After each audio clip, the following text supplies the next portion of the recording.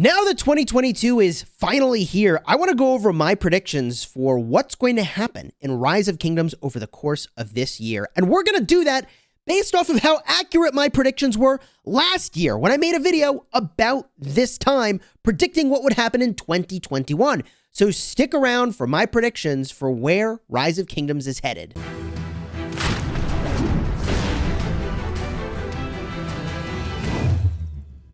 Hello, my friends, and welcome back. I'm Chisgule Gaming, and in this video, we're going to go over the direction I think the game is headed. And previously, I was very, very ambitious in what I thought was going to happen, and sometimes I was right, and sometimes I was not so right. So let's start by going over the things that I had predicted and what actually happened, and then I think I've got a pretty good idea of what's going to happen over the course of 2022. And man, I hope, in some ways, I hope to be proven wrong and that more cool stuff gets put into the game. But let's get right into my predictions here and how they were for 2021.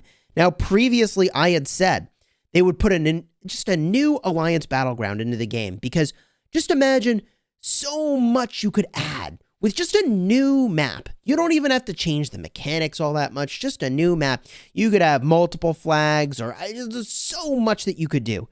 And it didn't happen. I feel like that would be like a low effort way to add a lot of diversity into like the gameplay experience for Ark of Osiris, but it's not here. What we did get instead was the Trojan Horse KVK, and I predicted that that would launch, and it did, and it wasn't too big a surprise. There was a little like picture showing that it was going to be there, and the Trojan Horse flavor of KVK just completely flopped. That I did not predict, but I think if we had seen the mechanics in advance, it would have been knowable that was not going to be the sort of style of gameplay that players would really love. And for those of you that were not familiar with Trojan Horse, I'll have a card up in the top for the launch of that game mode. I think that it is very important that the game has many different flavors of KVK that people enjoy. And so the flop from Trojan Horse is actually pretty rough for the set of things that we were expected to get that was going to be like really fun new experiences. Now, I had predicted that KVK technology would become more free-to-play, and that did not happen. This is just the regular Academy, but the Crystal tech didn't change at all. I had been hoping that with the Trojan Horse flavor of KVK, that we just might get something that throws a bone to the people that don't want to spend like crazy on tech every single KVK and that are getting burned out by that. And right now, the only option is just to migrate back to KVK Season 2. Now, I had predicted that we would not see new KVK rewards, and we didn't. It's still the same high-end stuff. And look, I mentioned this before, but we got like 4 seasons of the Lucky Coin when all of us only wanted like 1 or 2. So I think we'll see just many seasons still with all of this equipment that they released into the game before they give us a new chase to go and pursue. And I think it's especially true with the way that the sort of special talent system works in the game today. I predicted that we might get higher level items just for equipment in general, but we didn't. There are no new higher level items than the ones that we had already gotten. I predicted that patterns will become more accessible, which I think they have. And I predicted that your materials will never catch up with the volume of patterns you can get, which is still true. But one thing where I was just like completely wrong was that they had changed the Mightiest Governor to have these 6 stages, and I thought, cool, they're not going to change Mightiest Governor. And then they just completely changed the way Mightiest Governor works, where you actually pick the commander, which is kind of a significant change to the way that this works. Didn't see that one coming, but I think it makes sense that they're moving more and more in the direction of giving everybody who just gets into Season of Conquest access to all the Season of Conquest stuff. Now, we did get the Viking civilization, which was really cool, and I predicted, by the way, that we might get a civilization that had counterattack damage, and boom, there it freaking is. I'll pat myself on the back a little bit. I also predicted it would be infantry. That was very knowable. I mean, there was only 3 infantry civilizations and 4 of every other civilization, so like, not a big mystery that infantry just makes sense at that point. And that's what we got, which was really, really cool. One thing I had predicted that didn't happen, I think at all, is that we didn't get any more cross promotions. So we saw Lubu land in the game, which like getting new commanders like Lu Bu and Diao Chan is cool, except they weren't really meta influencing at all. So I thought we'd get more of these promotions. We didn't. I imagine the door's still open for that sometime in the future, but my hope would be that they actually give us more like meta diversity and not just like, I don't know, complete non-meta influencers, right? And then VIP 18 hit. I predicted we would probably get a new level of VIP. We did. Will we get a new level of VIP in 2022? I actually think it's more likely than not that we will not get a new level of VIP probably until 2023.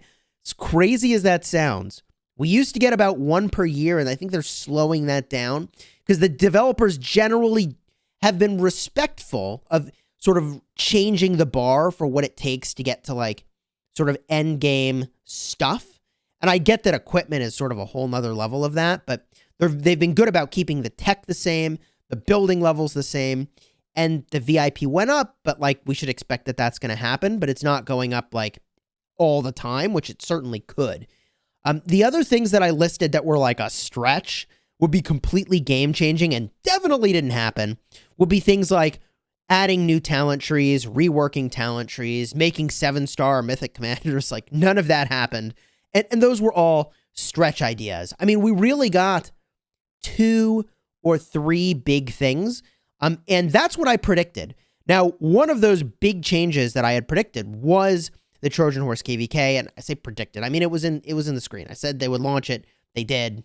It flopped. That I didn't predict. But we also got some other cool stuff that I like. Some of it's minor and some of it's major. One of the minor things is that we got a new commander, Tamar of Georgia. Pretty cool to see us getting more epics. I think we will get another epic, probably a Gathering commander over the course of this year. Commanders in general became more available through things like the Legendary Tavern, and also, I mean, I don't think I talked about this at all, but the daily special offer changed so that we had more commanders. I think that over the course of this year, we'll probably see the commanders that are available in the daily special offer expand again. We got the Lucky Stall event, which is kind of a minor way to save a small amount of resources. We also got skill locks and resets, which was a very nice requested change.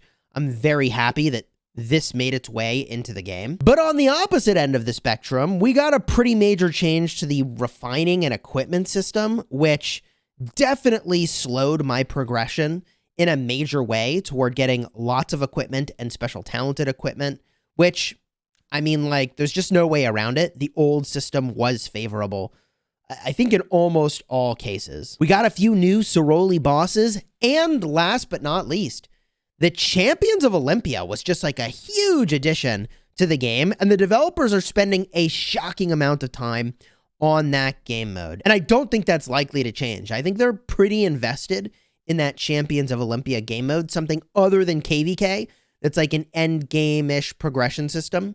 It's currently not rewarded as much as something like Ark of Osiris League is, but all they'd have to do is make a league for Champions of Olympia, and suddenly it would be extremely competitive, especially if they put a city theme at the tail end of that. And I hope that they don't, because I don't know, that's not something I want to have to go for. Which brings me to my predictions for 2022. Based off of all the stuff that I had predicted before and the stuff that we actually got, I think that we are almost certainly going to get a new civilization. I had heard whisperings that on one of the international Rise of Kingdoms channels, they had mentioned the possibility of a new civilization, but every year we get one or more new civs, and I just think that's a great thing for the game. It brings typically a new epic and legendary commander. With that, we also get the ability to access them typically from gold keys. And in terms of what I would predict the special unit will be and what the buffs will be, we are still missing a training speed civilization for infantry. So what I think we're going to get is a new civilization potentially buffing infantry with training speed. But I think that the epic commander that's going to come with it is going to be a leadership commander. That's my suspicion. I mentioned that because we already have 3 epic cavalry commanders, 3 epic archers, and 3 epic infantry commanders. Now, the developers have told us that sea battles are coming, and it looks like it's basically another Champions of Olympia format. My hope is that they're trying to play around with sea battle mechanics in general and then expand that to a KVK format or something interesting. I suspect that's what might happen, but I don't know that that's going to go down over the course of 2022. In fact, what I'd really like to see is to give us back another flavor of KVK, a third KVK format for the Season of Conquest. We have Heroic Anthem, which is a 4 war camp KVK. We have Strife of the 8, which is an 8 war camp KVK. I would like to see either a 2 or 6 or 10 war camp KVK format in the Season of Conquest. And honestly, like, you don't need to go and like make some crazy new thing to it. Like, just make a map that's balanced and compelling with a different number of war camps, and that's good enough. And we're going to be happy to queue for it, I think. And you could add some gimmick to it, but I think that the emphasis on the gimmick for, Trojan Horse, or I guess what ultimately become March of the Ages, was just too much, man. It was too much. Didn't work. I think that gear will continue to become more and more available.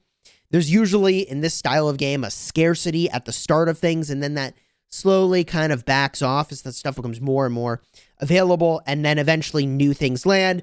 Those are super scarce at the start, and I think that we'll see maybe some whisperings of new stuff at the end of the year, but I don't think that we're actually going to get a ton of new equipment over the course of the year. Maybe a thing here and a thing there, but I don't think we're going to get a new equipment drop probably until 2023. I think the bigger thing that we need to be talking about, and I am kind of very concerned about, is the way that KVK is going to work moving forward. Because quietly, I don't remember this in the patch notes, maybe I missed it, but very quietly, the whole foundation of the game completely, and I almost want to say irreversibly, changed when the developers shifted the way that you queue for KVK. For those of you that don't know, I made a video about this. Card's going to be up in the top. You queue as an alliance for KVK, not as a kingdom. And this is weird because the developers themselves have acknowledged the importance of community. And I don't understand why then we would make a move that literally divides your community by its alliances and which ones are going to queue for KVK. Do you see what I mean? So the developers know that community is absolutely crucial, and yet we're making this move that I don't know if everybody realizes just straight up divides communities. And I get that there's some flexibility to like, hey, I got to sit this KVK out. I'll just not be in one of the alliances that queues for KVK. Like, I get there's some stuff that you can do by having an alliance-based queuing system for KVK, but I have some worries about how that influences and changes the meta for kingdoms. First of all, we've spent years around the meta of make the strongest kingdom you possibly can. And now it's like, actually, just kidding. Make just the strongest alliance you possibly can. Because there's also advantages to having all the holy sites within your kingdom. I mean, the new meta is maybe a one alliance kingdom, which is really weird. The meta has shifted, man. And I don't know what that's going to look like for the future of how kingdoms look and the choices that are made for how kingdoms are ultimately built. And like, what's the point potentially of being an Imperium kingdom if you can just have one completely insane stacked alliance? And I don't know how all this is going to work, but I have some concern there. And I think my biggest hope for this year, and I don't know if it's going to happen, but my biggest hope is that Lilith will spend more time engaging with the community before they go and drop big changes, so that we can give feedback and share our thoughts, so that we don't have a repeat on March of the Ages. Because I think players will tell you that they could have predicted that that format would not have been as popular. And so I think there's an opportunity, and I hope we crush it and capitalize on this, to take player feedback and to incorporate it before we go and make the whole thing and then learn people don't like it, you know? I think that if we can do that, man, it's going to be so good. But that's not a choice that you or I get to make. But if the opportunity comes up, you should participate, including every time a mail comes out with like, hey, here's the patch notes. Let us know your thoughts. Like, you really should fill out, I don't know if I can find some old patch notes here, but you should definitely fill out the survey in the patch notes. I guess what I'll wrap up with is that if we get a new KVK format and it's fun, that'll keep us freaking entertained for the year. Like, all we need is like one good KVK format, some new commanders to release on the cadence that we're used to that aren't broken, and maybe the sea battle stuff pans out and becomes a part of a KVK format. I think that would be really, really cool. But if every year we get some new cool KVK thing, I think that will keep us all engaged and excited. New chase items periodically released will be really cool and exciting. Chasing whatever the new meta is for open field and rallying and garrisoning, as long as it's not too big of a step, will be fun. And closing the gap between pay to win and free to play over time, I think makes it so that everybody has more fun playing the game in general. But what do you think's going to happen in this new year? Did I miss something? Leave a comment down below. I'll be reading through those because I'm kind of curious. What is likely to happen this year? And until next time, you have fun smashing the kingdom.